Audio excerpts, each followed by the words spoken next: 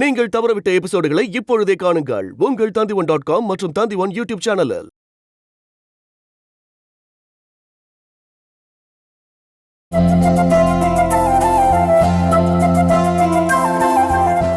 உன்ன மாதிரி எல்லா திறமையும் இருக்கிற ஒரு குழந்தை வேணும். அப்பதானே நம்ம குடும்பத்தோட ஒருத்தர் அனுசரிச்சு போக முடியும். எங்க அப்பாவோட அதே சாயல் தான் நானு. அதே மாதிரி நான் ஆசைப்படுறது உன்ன மாதிரி ஒரு பையனோ இல்ல பொண்ணோ எனக்கு பேர குழந்தையா வேணும்னு நினைக்கிறேன்.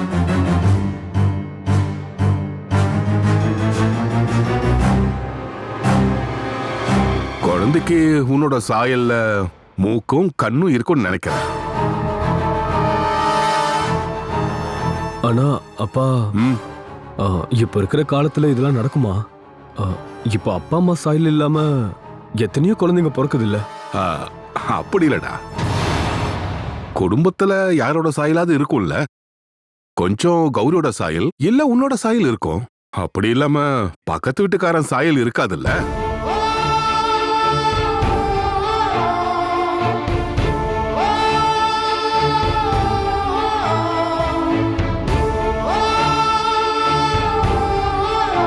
உன்னோட குழந்தைய தூக்கி விளையாட எனக்கு ஆசை இருக்காதா என்ன? நம்ம 3 பேர் சேர்ந்து, அதாவது நானு, நீயே, உன் குழந்தையும் சேர்த்து ஒரு போட்டோ எடுத்துக்கணும்.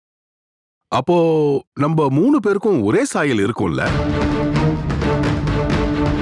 இல்ல அப்பா, அது அப்படி இல்ல. பிரெக்னெண்டா இருக்கும்போது இப்படி எல்லாம் யோசிக்காம கடவுள் கொடுக்கறதை ஏத்துக்கணும். கடவுள் கொடுக்கறத நம்ம ஏத்துக்கலாம், ஆனா அடுத்தவன் கொடுக்கறத நம்ம ஏத்துக்க முடியாதுல்ல.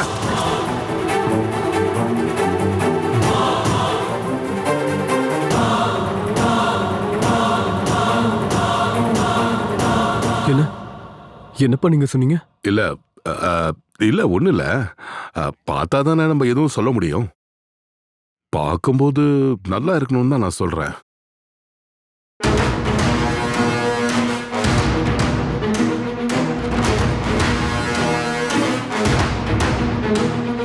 யாருக்கா இருந்தாலும் உன் வீட்டோட நிலைமையை கேட்கும்போது மனசுல குழப்பம் ஏற்படுறது சகஜமான விஷயம் தானே.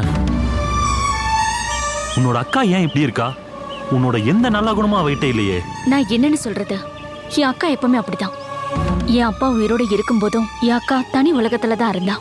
அம்மாவும் அப்பாவும் நானும் காவியாவும் கதை பேசிக்கிட்டு பாட்டு பாடி சந்தோஷமா இருக்கும்போது அப்ப கூட அக்கா ரூம்ல தான் இருப்பா. அவளை தனிமை விரும்பின்னு தான் அப்பா கூப்பிடுவாரு. அப்போ உங்க அப்பா இறந்ததுக்கு அப்புறம் தான் வீட்டுல உண்மையான பிரச்சனை ஆரம்பிச்சிருக்குல்ல? ஆமா, அப்பா எல்லாமே பாத்துக்கிட்டதுனால அம்மாவுக்கு வெளி உலகத்தை பத்தி எந்த ஒரு விஷயமும் தெரியாது. அதனாலதான் அப்பாவோட வேலைய அம்மா ஏத்துக்காம போயிட்டாங்க. ஒரு போஸ்ட் உமனா வெயிலையும் மழையிலையும் சுத்துறதுக்கு அக்காக்கு பிடிக்கல. உண்மையை சொல்லணும்னா அக்கா அந்த வேலைய வேண்டான்னு சொல்லிட்டான். அதுக்கப்புறம் அக்கா எனக்கு எதிராக கேஸ் கொடுத்தது அந்த வேலை அவளுக்கு கிடைக்கணுங்கிறதுக்காக இல்ல, இப்ப இருக்கிற வேலையை கையை விட்டு போகணுங்கிறதுக்காக தான். சாடிசம் அப்படிதானே? அப்படிதான். மனோவை தீவிரமா காதலிச்சிட்டு இருந்தாங்க உங்க அக்கா இல்ல? ஆமா, அதனால தானே அவருடைய குழந்தைய இன்னமும் அவ வயித்துல சுமந்துகிட்டு இருக்கா. உண்மையை சொல்லணும்னா உங்க அக்கா சாடிஸ்ட் மட்டும் இல்ல, அவங்க சுயநலத்துக்காக எந்த விஷயத்தையும் பண்ண தயங்காதவங்க. ராஜேஷ்க்கு அவங்க மேல இருந்த காதலை ரொம்ப அழகா யூஸ் பண்ணிட்டாங்க பாத்தியா? மனோ வந்துட்டா அவங்க அவரு கூட போயிடுவாங்க. அது வரைக்கும் இருக்க ஒரு இடம் வேணும். அதுக்காக இந்த கல்யாணம். சினிமா கதையெல்லாம் தோத்து போயிடும் போல இருக்கு உங்க அக்கா கதையை கேட்டா. ஆனா இப்ப எல்லாமே வெளிச்சத்துக்கு வரப்போகுதுல்ல. அக்காவோட வயித்துல இருக்கிறது ராஜேஷோட குழந்தை இல்லைன்னு கர்னல் அங்கிளுக்கு தெரிஞ்சிருச்சு. கடைசியில என்ன நடக்க போகுதுன்னு எல்லாத்தையும் பார்த்துதான் தெரிஞ்சுக்கணும். எனக்கு தெரிஞ்சு நடந்த இந்த கிரைம்ல மனோ சம்பந்தப்பட்டிருந்தாருன்னா அவர் எவ்வளவு வருஷம் தலைமறைவா இருந்தாலும் கண்டிப்பா தண்டனை கிடைச்சே தீரும். அப்படி பார்க்கும்போது புத்திசாலியா இருந்தா உங்க அக்கா செய்ய வேண்டியது என்னன்னா ராஜேஷோட காதலை இழக்காம இருக்கிறது தான். அப்படி செஞ்சா ராஜேஷ் கூட அவங்களுக்கு ஒரு நல்ல வாழ்க்கை அமையும். ஆனா கர்னல் அங்கிள் அதுக்கு ஒத்துக்கலனா எதுவும் ஆகாது. என் குழந்தையோட அப்பா ராஜேஷ் தானு உங்க அக்கா டிக்ளேர் பண்ணி ராஜேஷ் அதை ஏத்துக்கவும் செஞ்சுட்டாருன்னா அப்புறம் கர்னல் அங்கிள்னால என்ன பண்ண முடியும்? உங்க அக்காவோட வாழ்க்கைக்கான சாவி இப்பவும் அவங்க கையில தான் இருக்கு.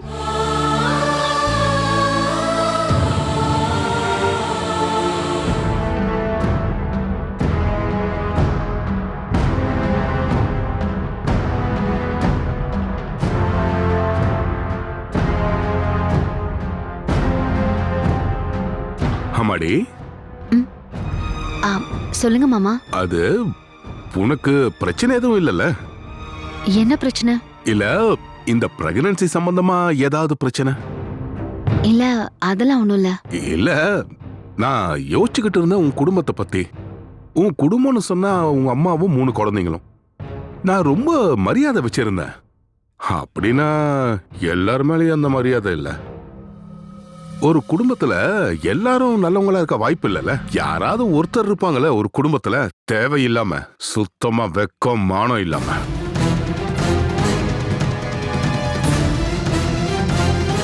நீங்க சொல்றது எனக்கு புரியல. இல்ல, நான் பொதுவா சொன்ன அவ்வளவுதான். இந்த ராமாயணத்துல சொல்லுவாங்கல்ல, கைகேயி தசரதனுடைய எல்லா மனைவிகளும் நல்லவங்களா இருந்தாங்க, ஆனா கைகேயி மட்டும் ரொம்ப மோசமானவ. அதனாலதானே தசரதன் ரொம்ப கஷ்டப்பட்டாரு. என்ன புத்திர சோகத்தால தசரதன் கவலையோடயே வாழணும். அந்த மாதிரி கைகேயிங்க நிறைய குடும்பத்துல இருக்காங்க.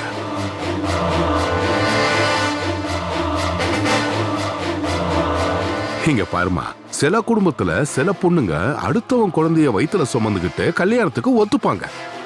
நிறமாச கர்ப்பிணியா மண்டபத்துக்கு வந்தவங்களும் இருக்காங்க.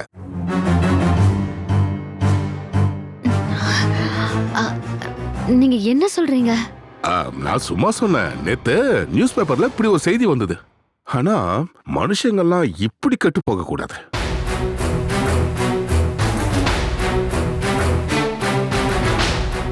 ஒரு குடும்பத்துல ஒரு பொண்ணை கல்யாணம் கட்டிக்கிட்டு வரும்போது அந்த பையனுக்கு எவ்வளவு எதிர்பார்ப்பு இருக்கும்.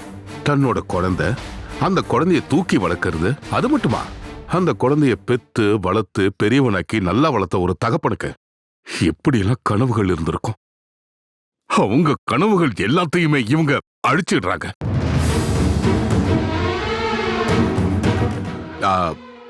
நான் பொண்ணை பத்தி சொல்லமா, நிறைய குடும்பங்கள்ல நடக்கிறத பத்தி சொன்னேன். நீ ரொம்ப நல்ல பொண்ணுமா. ஆனா உன்னை விட உன் குடும்பத்துல காயத்ரியை நான் ரொம்ப பெருசா நினைக்கிறேன். அவளா இப்படி பண்ண மாட்டா. அவ ரொம்ப நல்ல பொண்ணு. நீ காயத்ரி கிட்ட இருந்து இந்த மாதிரி விஷயங்களை கத்துக்கிறது நல்லது. உண்மையை சொல்லணும்னா நான் மனசார சொல்றேம்மா. சில நேரங்கள்ல நான் யோசிச்சிருக்கேன், என் மகனுக்கு காயத்ரியை கட்டி வச்சிருக்கலான்னு.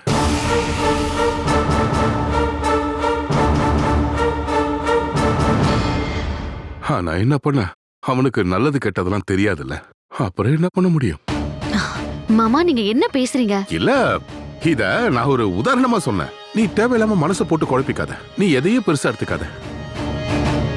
சரி, நீ கொஞ்சம் ரெஸ்ட் எடுத்துக்கமா.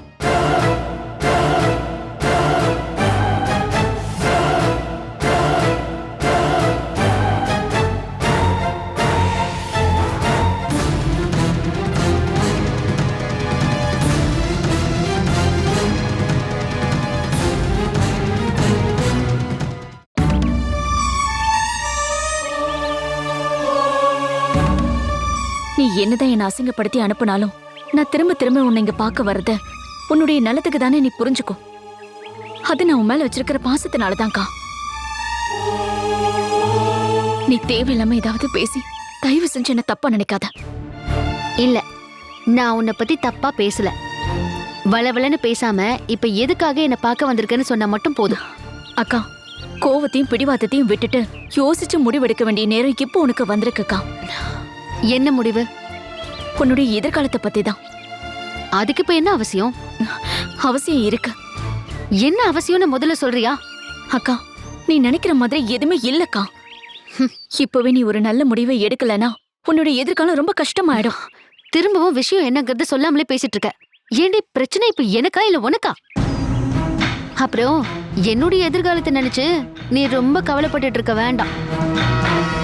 என்ன பொறுத்த வரைக்கும் எந்த பிரச்சனை வந்தாலும் என்ன பண்ணணும் என்ன பண்ணக்கூடாதுன்னு நிதானமா யோசிச்சு முடிவெடுக்கிற புத்தியும் திறமையும் எனக்கு இருக்கு.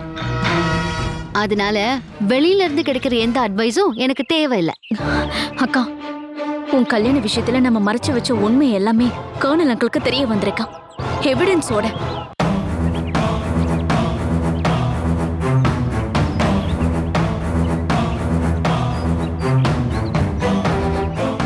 நீயும் ராஜேஷ் மாமாவும் ஒத்துமை இல்லாம இருக்கிறதும் சண்டையும் பிரச்சனையும் இது எல்லாமே ஒரு காரணம் தான். அது மட்டும் இல்லாம கர்னல் அங்கிளுடைய முடிவை மாத்துறதுக்கான ஒரே ஒரு வழி நீ ராஜேஷ் மாமாவை காதலிக்கணும். என்னடி பேசுற? அந்த ஆளை நான் காதலிக்கணுமா?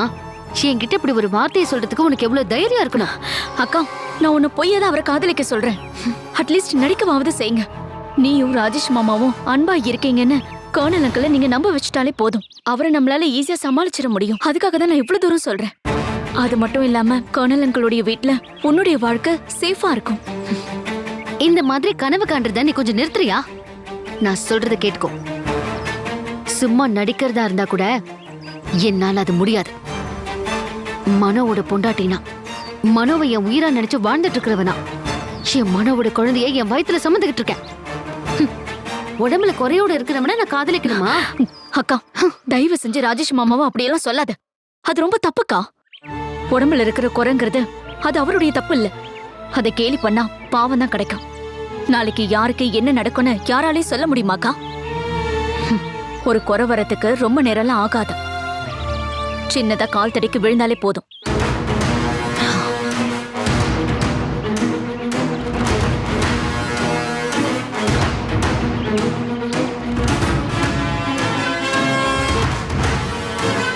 இதுக்கு மேல உன்கிட்ட பேசுறதுக்கு எதுவும் இல்லக்கா.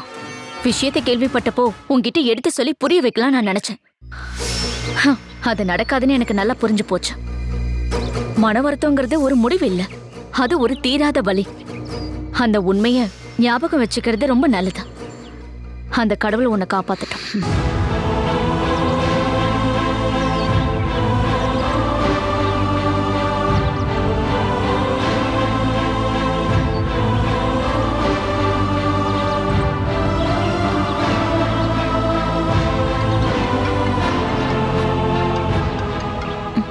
ஹலோ அம்மா. நான் கொஞ்ச நேரத்துக்கு முன்னாடி தான் உங்களை பத்தி நினைச்சிட்டு இருந்தேன். என்ன விஷயம்? யாரும் சொல்லலையே. நான் வரேம்மா.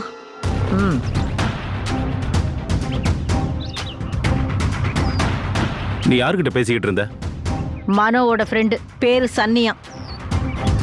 இப்ப என்ன புது பிரச்சனை? பண பிரச்சனை தான். 10ஆம் கிளாஸ் படிக்கிற வரைக்கும் மனோவுக்கு எந்த பிரச்சனையும் இல்ல. அதுக்கப்புறம் தான் அவன் கெட்டு போயிட்டான். நீங்க அவனை பத்தி எவ்வளவு தப்பா சொன்னாலும் பரவாயில்ல, அவன் பாருங்க பெரிய ஆளா வருவான். அவனோட வளர்ச்சியை பார்த்து நீங்களே அசந்து போய் வாயை பொளந்துக்கிட்டு பாப்பீங்க. அவனோட ஜாதகத்தை பார்த்துட்டு இன்னைக்கு வரைக்கும் எல்லா ஜோசியக்காரங்களும் அதான் சொல்றாங்க.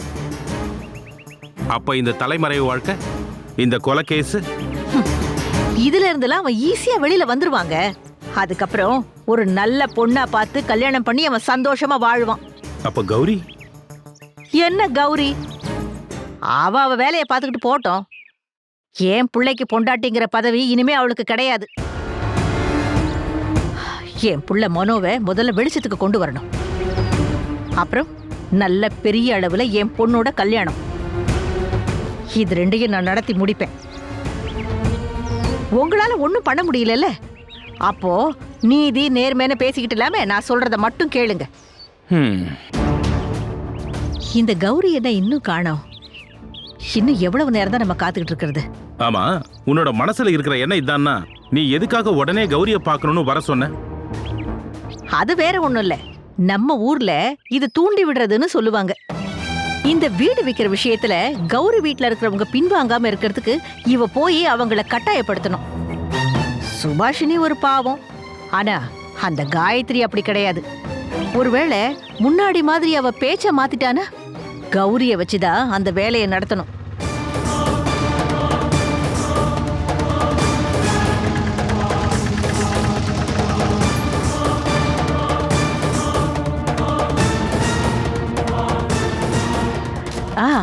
தோ கௌரி வந்துட்டா பாருங்க.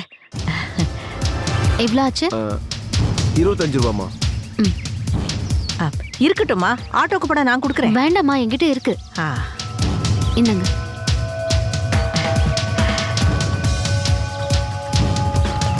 இங்க பாருமா, இந்த சமயத்துல ஆட்டோல எல்லாம் வர்றது உடம்புக்கு அவ்வளவு நல்லது இல்லம்மா. நல்லா ரெஸ்ட் எடுக்கணும். அம்மா ஃபோன் பண்ணதும் நான் உடனே வீட்ல இருந்து கிளம்பிட்டேன். பக்கத்துலயே ஆட்டோ கிடைச்சதா, அதான். ஓ, என்னம்மா என்ன பார்க்கணும்னு சொன்னீங்க?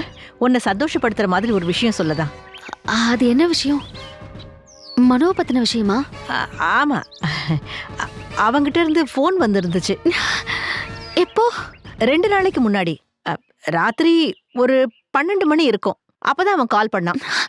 எங்க இருந்து கால் பண்ணாரு? அது கோயம்புத்தூர்னு சொன்ன மாதிரி இருந்துச்சு இல்லங்க? எனக்கு எப்படி தெரியும்? நீதானே பேசிக்கிட்டு இருந்த? ஆமா ஆமா, நான் தான் பேசினேன். அது அவர் கூப்பிட்ட நம்பர் மொபைல்ல கால் லிஸ்ட்ல காட்டும். அதை கொடுத்தீங்கன்னா திரும்ப கால் பண்ணலாம். அது ஐயோ, எப்படிமா முடியும்? அவன் ஏதோ பப்ளிக் பூத்ல இருந்து கால் பண்ணான். அந்த நம்பருக்கு எப்படி கூப்பிட முடியும்? இருந்தாலும் மனோ எனக்கும் கால் பண்ணிருக்கலாம். நான் ஒன்னும் நம்பர் எல்லாம் மாத்தலையே. ஆனா நான் அவன்கிட்ட கேட்டேன், நீ கௌரிக்கு ஃபோன் பண்ணலையான்னு. இப்ப பண்ணல, அப்புறமா பண்றேன்னு அவன் என்கிட்ட சொன்னாமா.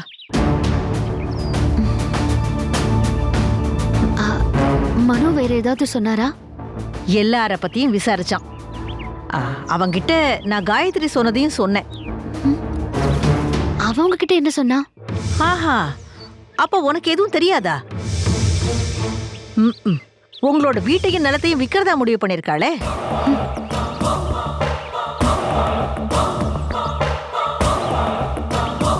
அதை வித்து வர்ற பணத்துல இருந்து 30 லட்ச ரூபா நமக்கு கொடுப்பாங்க. நாம அதை வித்து கொடுத்தோம்னா 10 லட்ச ரூபா பிரைஸ் மணியாவும் கிடைக்கும். அந்த ஒப்பந்தப்படி தான் அதை விற்க போறாங்க.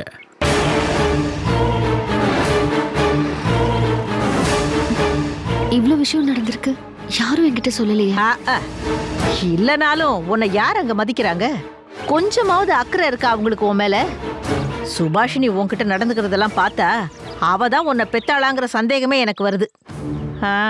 என்னை பொறுத்த வரைக்கும் அவளுக்கு ஒரே ஒரு பொண்ணு தான், அந்த காயத்ரி. அவளுக்கு அப்புறம் தான் மத்தவங்க எல்லாருமே. அது உனக்கு தெரியும்ல. ஷோபா, ஒரு நிமிஷம் வா. வா. என்னங்க நீ எதுக்காக இப்படி தேவையில்லாததெல்லாம் பேசி அவளை கஷ்டப்படுத்துற? சொல்ல வேண்டிய விஷயத்தை சொல்ல வேண்டிய நேரத்துல கண்டிப்பா சொல்லியே தாங்க தீரணும். அதுதான் இந்த ஷோபாவோட வழக்கம். உங்களை மாதிரி பழைய பஞ்சாங்கம் இல்லனா. இனிமே நான் இங்க இருந்தேன்னு வச்சுக்கோ, நமக்குள்ள சண்டை வரும். ஓஹோ, அப்ப நீங்க கிளம்புங்க. அம்மாடி கௌரி, நாம வக்கீல பார்க்க வேண்டியிருக்கு. நேரம் ஆயிடுச்சுன்னா வக்கீல் கிளம்பி போயிடுவாரு. சரி, நீ சொல்லு, கல்யாணத்துக்கு அப்புறம் அங்க என்ன விசேஷமா நடக்குது? கல்யாணம் முடிஞ்ச அன்னைக்கு ராத்திரியே ராஜேஷ் கிட்ட நான் எல்லா விஷயத்தையும் சொல்லிட்டேன். என் குழந்தைய காப்பாத்துறதுக்கும் இந்த பிரச்சனையில இருந்து தப்பிக்கிறதுக்கும் ஒரு சின்ன அட்ஜஸ்ட்மெண்ட் தான் இந்த கல்யாணம்னு. மனோ எப்போ வராரோ அந்த நிமிஷம் நான் போயிடுவனும். அதனால வேற எந்த ஒரு எண்ணத்தோடையும் என்னை பார்க்க கூடாதுன்னு சொல்லிட்டேன். ராஜேஷ் அதுக்கு எந்த எதிர்ப்பும் சொல்லாம சம்மதிச்சிட்டாரு. கௌரி, நான் முன்னாடியே சொன்ன மாதிரி எல்லாம் நல்லபடியா நடக்கணுங்கிறது தான் என்னோட ஆசை. என் பக்கம் நான் தெளிவாதான் இருக்கேன். உன் தங்கச்சி எனக்கு கொடுக்கறேன்னு சொன்ன பணத்தை எனக்கு அவ கொடுத்துட்டான்னா மறுநாளே டைவர்ஸ்க்கு அப்ளை பண்ணிடலாம். அது நடந்து முடிஞ்சதுக்கு அப்புறம் உனக்கும் மனோவுக்கும் கல்யாணம் ஆகும். ஒருவேளை அப்படி இல்ல, உன் தங்கச்சி வார்த்தையை காப்பாத்தாம என்னை ஏமாத்தணும்னு நினைச்சானா, அப்புறம் அந்த கர்னல் வீட்ல, அதாவது நீ இப்ப வாழ்ந்துகிட்டு இருக்கிற வீட்ல ஒரு பெரிய பாம்பு வெடிக்கும். அது என்னன்னு நான் இப்ப சொல்ல மாட்டேன். நடக்கும்போது உனக்கே தெரியும்.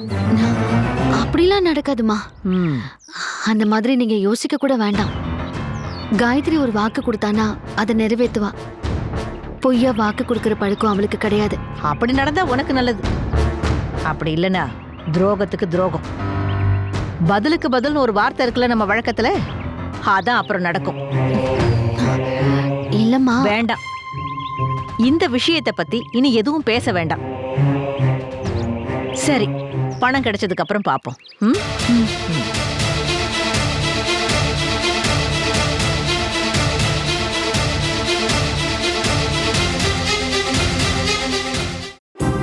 இப்ப எதுக்காக நீ தற்கொலை பண்ணிக்க போற? உனக்கு ஒரு புருஷனும் குடும்பமும் இருக்குல்ல. அவங்கள அசிங்கப்படுத்துறதுக்கு உனக்கு என்ன உரிமை இருக்கு?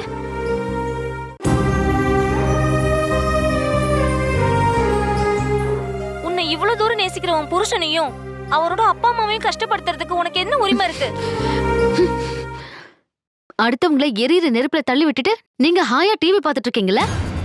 டிவில நான் பார்க்கலமா. அதுக்கு எனக்கு நேரமும் கிடையாது. இத காயத்ரி போட்டா பிளவுஸ்ல தையலை பிரிச்சுக்கிட்டே அப்படியே இங்க வந்து உட்கார்ந்துட்டேம்மா. ஓ மேடம் வீட்ல இருக்காங்களா? யாருப்பா வந்திருக்கா? உங்க அக்கா தான் வந்திருக்கா, உன்னை பார்க்கணுமா. இங்க வா, இப்படி வந்து உட்காரு.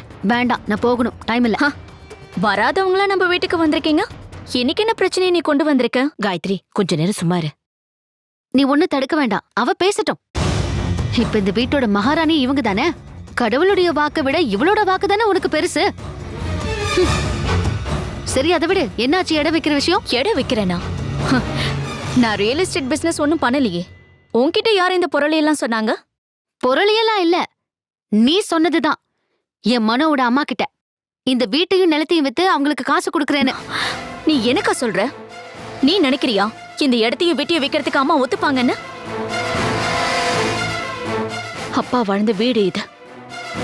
ஒருவேளை அம்மா ஒத்துக்கிட்டாலும் நான் ஒத்துக்க மாட்டேன். அப்ப நீ அவங்க கிட்ட சொன்னது? நான் இப்பதான் மனோட அப்பா அம்மாவை பார்த்துட்டு வரேன். அவங்க எல்லா விஷயத்தையும் என்கிட்ட சொல்லிட்டாங்க.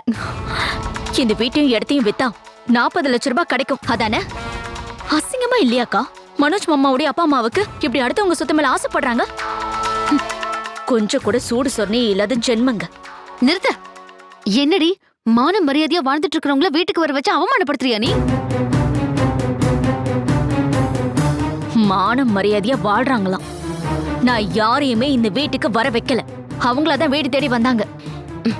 காயத்ரி வேண்டாம்மா, மாத்தி மாத்தி நீங்களே உங்களை அசிங்கப்படுத்திக்காதீங்க.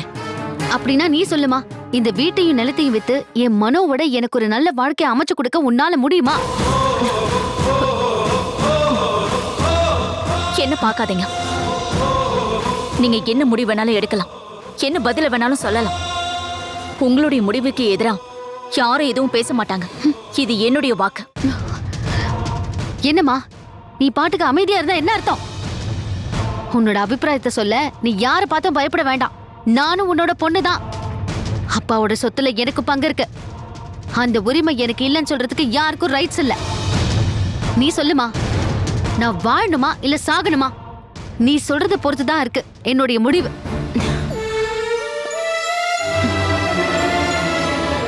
இங்க பாரு, நீ என் மனசை இப்படி கஷ்டப்படுத்தாத.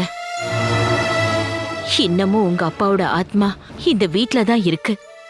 இத நீங்க இழந்துட்டீங்கன்னா உங்களுக்கு அம்மா கிடையாது. அதனால இறந்து போன உங்க அப்பா மேல உனக்கு கொஞ்சமாவது அன்பு இருந்தா என்ன சும்மா விட்டுரு. நான் எப்படியாவது கஷ்டப்பட்டு இந்த வீட்ல நான் என் வாழ்க்கையை வாழ்ந்து முடிச்சிடுறேன். ஓ, அப்ப இதான் உன்னோட முடிவா? இப்ப எனக்கு எல்லாம் புரிஞ்சிருச்சு.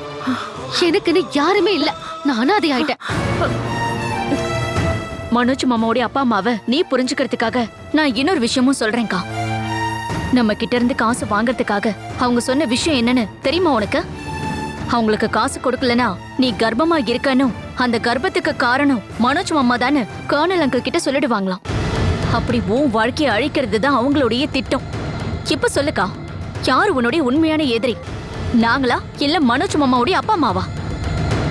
நல்லா உட்காந்து யோசி, அதுக்கான பதில நீ கண்டுபிடி.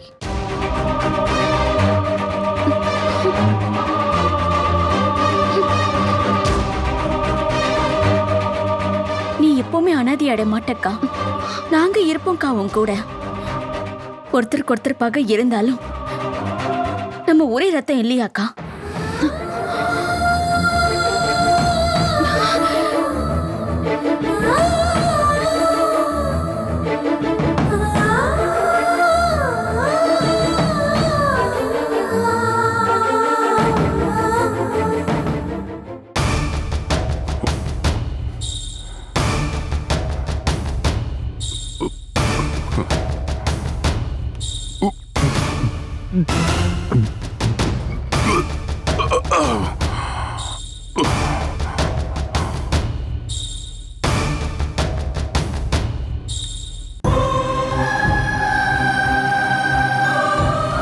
ஐயோ அப்பா, போதும்பா. காலையிலேயே ஆரம்பிச்சிட்டீங்களா?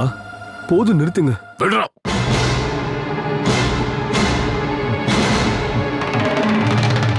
அப்பா, நீங்க கொஞ்ச நாளாவே அளவுக்கு அதிகமா குடிக்கிறீங்க. அதுக்கான காரணம் கேட்டாலும் நீங்க சொல்ல மாட்டேங்கிறீங்க. ஆமாண்டா, நீ சொன்னது உண்மைதான். எனக்கு ஒரு பிரச்சனை இருக்கு, அதுக்காக தான் நான் இப்படி குடிச்சுக்கிட்டு இருக்கேன். அது என்னன்னு தான் எனக்கு தெரியணும். அது உங்ககிட்ட சொல்றதுக்கான நேரம் வரல, வரும்போது நானே சொல்றேன். கௌரி எங்கடா? அவ வெளியே போயிருக்கா. எப்போ போனா? காலையில. இவ்வளவு நேரம் ஆகி இன்னும் வரல அவ? இல்ல. நீ அதை பத்தி கேட்கலையா? ஃபோன் பண்ணி பார்த்த, ஸ்விட்ச் ஆஃப்னு வருது. டேய், உண்மையிலே அவ உன் பொண்டாட்டி தானாடா? கட்டின பொண்டாட்டி எங்க போறா, எதுக்காக போறான்னு தெரியாம ஒரு கோமாளி புருஷனா வாழ்ந்துகிட்டு இருக்க, அதுதானே அர்த்தம்?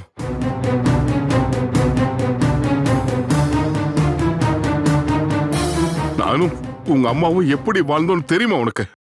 ஏதாவது ஒரு விஷயத்துல தேவையில்லாம பேசினா நான் ஒரு பார்வை பார்த்தா போதும் அவளுக்கு நடுநடுங்கி போயிடுவா. ஆம்பளைனா அப்படி இருக்கணும்டா. உன்ன மாதிரி பொண்ணுங்க காலை பிடிச்சிட்டு வாழக்கூடாது. இங்க பாரு, வாழ்றதா இருந்தா ஆம்பளையா வாழணும். புரியுதாடா உனக்கு? என்னடா வாயடிச்சு போய் நிக்கிற? பேசு. இல்லப்பா. அப்புறம் எதுக்குடா கேட்கறதுக்கு பதில் சொல்லாம நிக்கிற? நான் சொல்றது தப்புன்னு நினைக்கிறியா நீ? இல்ல நானே சரியில்லை நினைச்சுக்கிட்டு இருக்கியா நீ?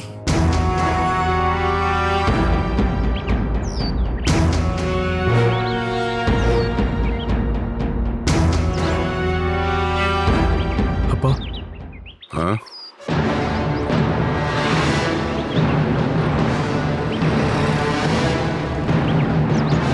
நீ கொஞ்சம் அங்கே நில்லுமா. வீட்டுல இருந்து காலையில கிளம்பி போனல நீ, இவ்வளவு நேரம் எங்க போயிட்டு வர? கேக்குறல்ல, பதில் சொல்ல குறைஞ்சிருவியா?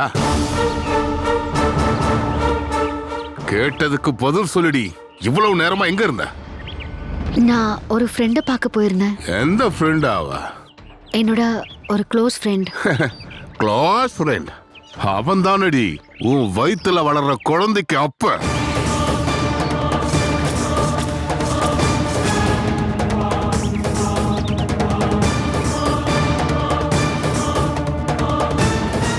சொல்லுடி, அவன் தானே உன்னோட இந்த கர்ப்பத்துக்கு காரணமானவன். இவ இல்லைன்னு எனக்கு தெரியும். அப்ப அவ யாரு? மரியாதையா வாயை திறந்து சொல்லி ஆகணும்.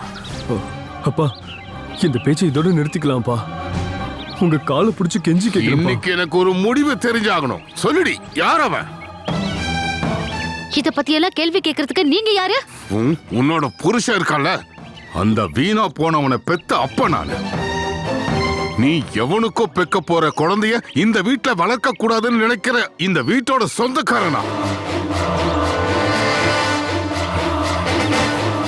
சொல்லுடி. அப்பா, கௌரி கிட்ட இப்படிலாம் பேசாதீங்கப்பா. அவ ரொம்ப பாவம்ப்பா. பாவம்? சொரணியே இல்லாம அவ கூட வாழ்ந்துகிட்டு இருக்க வெக்கமான இருக்காடா உனக்கு? இதை விட எனக்கு கொஞ்சம் விஷத்தை வாங்கி கொடுத்து உன் கையாலே கொன்னுடுறா.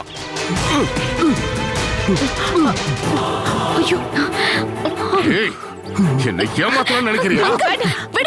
என்ன கடல் சருது. எல்லாம் நாசமா போச்சு சுபாஷினி. இவங்க அம்மா இறந்ததுக்கு அப்புறம் இவனை எவ்வளவு கஷ்டப்பட்டு வளர்த்திருப்பேன். இப்போ இவன் நிக்கிறத பாத்தியா? புத்திர சோகம் என் ஜாதகத்துல இருந்தது. ஆனா அது இவ்வளவு பெருசா இருக்கும்னு நான் நினைக்கல. உங்களுக்கு தெரியும்ல, என் பையன் மாதிரி இல்ல, இவனை என் நண்பனை தான் பார்த்து வளர்த்துக்கிட்டு இருந்தேன். ஒருத்தருக்கு ஒருத்தர் எங்களுக்குள்ள மறைச்சு வைக்கிறதுக்கு எந்த ஒரு விஷயமும் இல்ல. அப்படிப்பட்ட இவன் கொஞ்ச நாளாவே என்ன ஏமாத்திக்கிட்டு இருக்கான். இருக்கட்டும், நீ எப்படி வேணாலும் இருந்து தொலை. இனி நீ என்னை எதுக்கும் எதிர்பார்க்காத. முடிஞ்சு போச்சு, எல்லாம் முடிஞ்சு போச்சு. என் வாழ்க்கையில இனி நீயோ, உன் வாழ்க்கையில இனி நானோ இருக்க போறதில்ல. போதுண்டா எல்லாமே.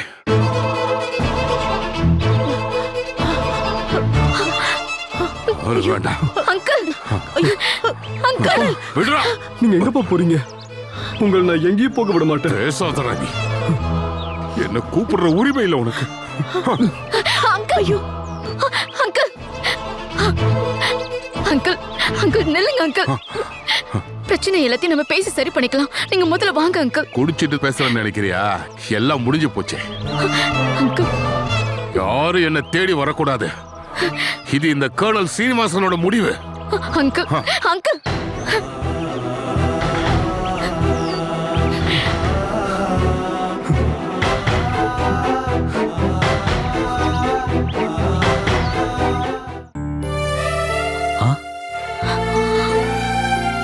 என்ன காயத்ரி, நீ எப்போ வந்த? நான் கோர்ட் வரைக்கும் போயிருந்தேன்.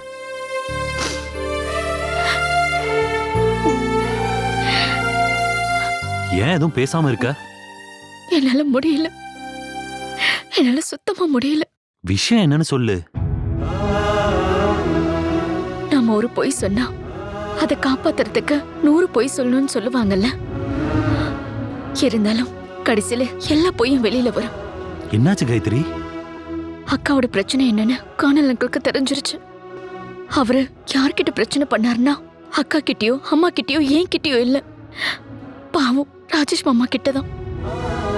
அவரு அக்காவை காதலிச்சதை தவிர வேற எதுவுமே பண்ணல. எங்களுடைய சுயநலம் தான் ராஜேஷ் மாமாவுக்கு இப்படி ஒரு நிலைமை வர காரணம். இப்படி சொல்லாத காயத்ரி. இவ்ளோ பிரச்சனை வரும்னு அவரும் முன்னாடியே யோசிச்சிருப்பார்ல.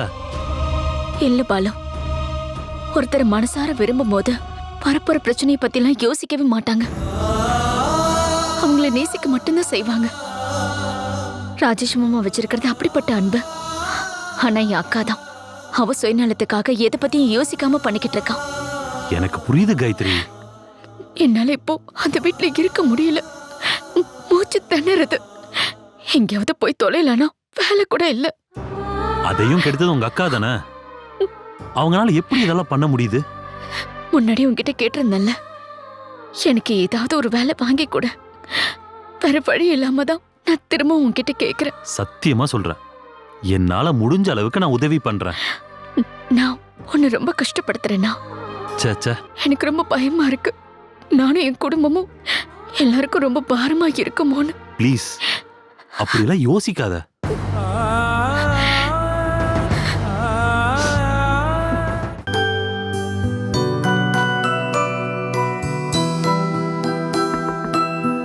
எஸ்.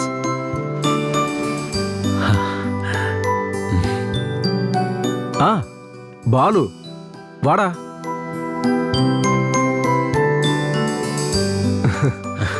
உட்கார்றா. உட்காரு. காயத்ரி, இவர்தான் அனில் வர்மா. வணக்கம் sir. Nice to meet you. A1 அசோசியேட்ஸ்ங்கிற இந்த பெரிய பிசினஸோட ஓனர் இவர்தான். இவன் இப்படிதான் ஏதாவது சொல்லுவான். நீங்க எதுவும் பெருசா எடுத்துக்காதீங்க. இது ஒரு சின்ன நம்பிக்கையான பிசினஸ். அனில், இவங்க தான் நான் சொன்ன காயத்ரி.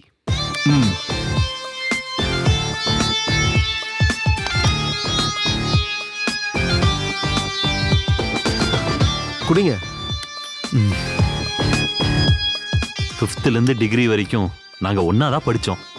டிகிரி முடிஞ்சதுக்கு அப்புறம் இவன் MBA ஜாயின் பண்ணிட்டான். நான் லா காலேஜ். அப்படின்னு இவன் போய் சொல்லி வக்கீல் ஆயிட்டான். நான் லேடிஸ்க்கும் குழந்தைங்களுக்கும் Dress தைச்சு கொடுத்து உதவதவன் ஆயிட்டேன். இவனை சாதாரணமா நினைச்சுக்காத. இவன் பெரிய பணக்காரன். பரம்பரையா இருக்கிற சொத்தையும் இவன் சம்பாரிச்சதையும் சேர்த்தா கோடி கணக்குல இருக்கு. லைஃபை என்ஜாய் பண்ணிட்டு இருக்கான். ஒரு கார் வாங்கினா 5-6 மாசம் தான் யூஸ் பண்ணுவான். அதுக்கப்புறம்லாம் வச்சிருக்க மாட்டான். உடனே வித்துடுவான். டேய், ரொம்ப கிண்டல் பண்ணாதடா. போத நிறுத்து. இங்க பாரு காயத்ரி, வாழ்க்கை கொடுக்கறத நாம ஏத்துக்கணும். ஏன்னா நான் அப்படிதான் பாக்குறேன். நான் இவங்கிட்ட எத்தனை தடவை சொன்னேன் தெரியுமா, என்னோட கம்பெனில நீ லீகல் அட்வைசரா இருன்னு. கேட்கவே இல்ல. என் கையில சம்பளம் வாங்குறதுக்கு இவன் அவமானப்படுறான். சரி, அதெல்லாம் விடு. நான் வந்த விஷயத்த சொல்றேன். காயத்ரியோட நல்ல ஃப்ரெண்டு. ஆனா உங்க 2 பேருக்குள்ள இருக்க கெமிஸ்ட்ரியை பார்த்தா ஃப்ரெண்டு மாதிரி எனக்கு தோணலையே. நீ கண்டதெல்லாம் யோசிக்க தேவையில்ல. நான் சொல்ற விஷயத்த நீ கேட்டா போதும். Okay fine, you proceed. Gayathri postal டிபார்ட்மெண்ட்ல வேலை பண்ணிட்டு இருந்தா. அப்பா சர்வீஸ்ல இருந்தபோது இறந்ததுனால அந்த வேலையை அப்படியே காயத்ரிக்கு கொடுத்துட்டாங்க. ஆனா வீட்டுல இருந்த பிரச்சனைனால காயத்ரி அந்த வேலையை ரிசைன் பண்ண வேண்டியதா போயிடுச்சு. அதனால காயத்ரி இப்ப வேலை இல்லாம இருக்கா. இந்த அழகான காயத்ரிக்கு வேலை இல்லையா? நான் நம்ப மாட்டேன். முயற்சி பண்ணலன்னு தான் நான் சொல்லுவேன். சரி, அப்படியே வச்சுக்கோ. அவ இது சொன்னதுனால எனக்கு உன் ஞாபகம் வந்துச்சு. உன்னோட கம்பெனில காயத்ரியோட தகுதிக்கு ஏத்த மாதிரி ஏதாவது வேலை இருந்தா கொடு. காயத்ரியோட தகுதிக்கு ஏத்த மாதிரி ஒரு வேலை இல்ல? ஆமா. காயத்ரி, உன்னோட சர்டிபிகேட்ஸ் கொடு. ஒரிஜினல் கொண்டு வரல, ஜெராக்ஸ் தான். அது பிரச்சனை இல்ல, ஜெராக்ஸே கொடு.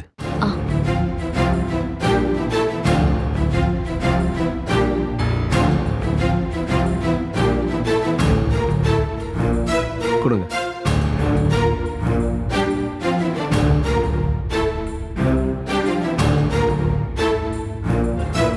ஆமா, உங்க டிகிரியை நீங்க கம்ப்ளீட் பண்ணலையா? இல்ல சார், அதுக்குள்ள அப்பா இறந்துட்டாரு. ஓ. அப்புறம் தொடர்ந்து படிக்கிறதுக்கு வீட்ல வசதி இல்ல. காயத்ரி, கொஞ்ச நேரம் வெளியில இருங்க. நான் இவங்கிட்ட கொஞ்சம் பேசணும். Okay sir.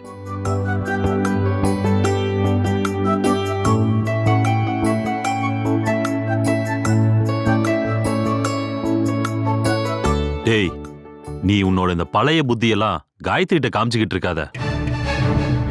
உன்னோட பேச்சையும் பார்வையும் பார்க்கும்போது உன் மூஞ்ச உடைக்கணும் போல வந்துச்சு.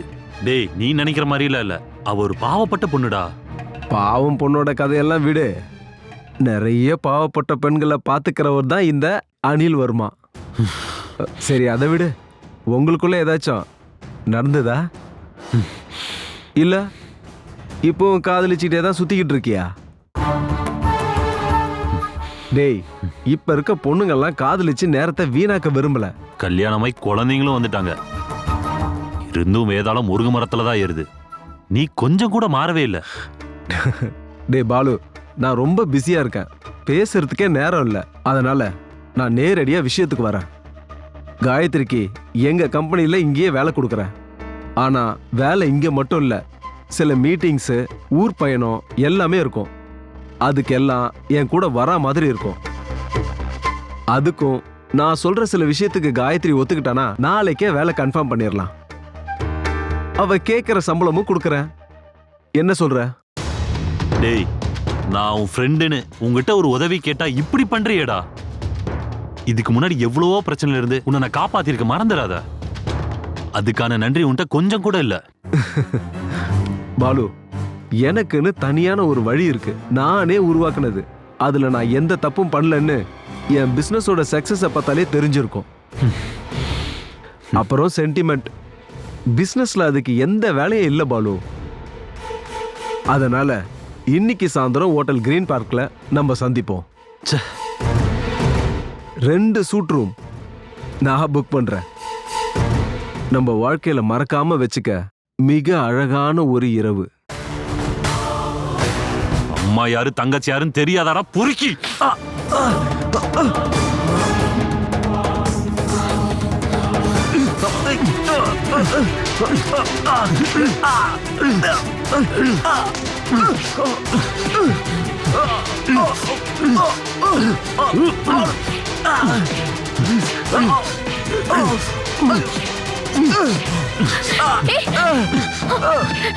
பாலு, பாலு விடு. பாலு, பாலு விடு சொல்றேன்.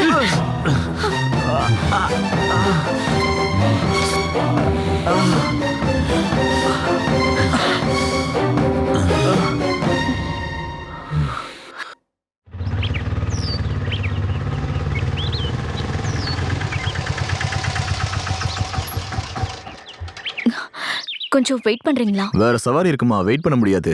சரி, எவ்வளவு ஆச்சு? 50மா. யாரோ வந்திருக்காங்க. என்னங்க? சரி, நான் அப்புறம் கூப்பிடுறேன். யாருமா? என் பேரு காயத்ரி. நான் ஒரு விஷயம் சொல்றதுக்காக வந்தேன். என்ன விஷயம்? இங்க இருக்கிற பாலுவை போலீஸ் அரெஸ்ட் பண்ணிருக்காங்க.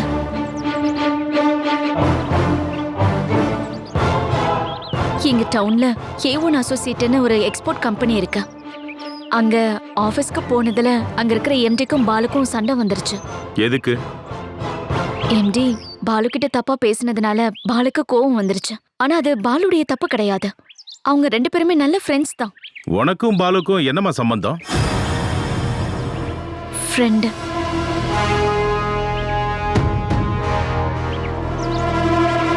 என் வேலை விஷயமா தான் நாங்க 2 பேருமே A1 அசோசியேட்டுக்கு போனோம். ஓ, நான் எங்க வேணாலும் வந்து சாட்சி சொல்றேன். பாலுவை சீக்கிரமா ஜாமீன்ல வெளியில எடுக்கணும். அவனோட திமிருக்கு கடவுள் கொடுத்த தண்டனை இது. ஏங்க அதெல்லாம் நம்ம அப்புறமா பேசிக்கலாம். முதல்ல நீங்க ஸ்டேஷனுக்கு கால் பண்ணி எஸ்ஐ கிட்ட விசாரிங்க. ம்.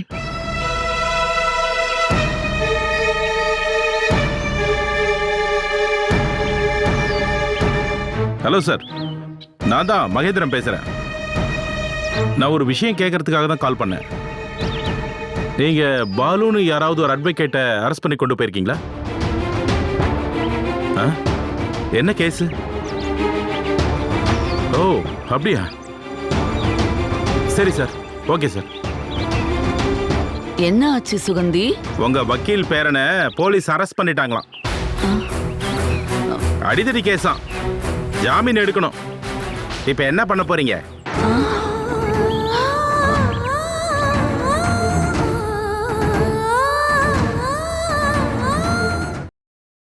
Catch us on TV, Tandivan.com, Facebook and YouTube.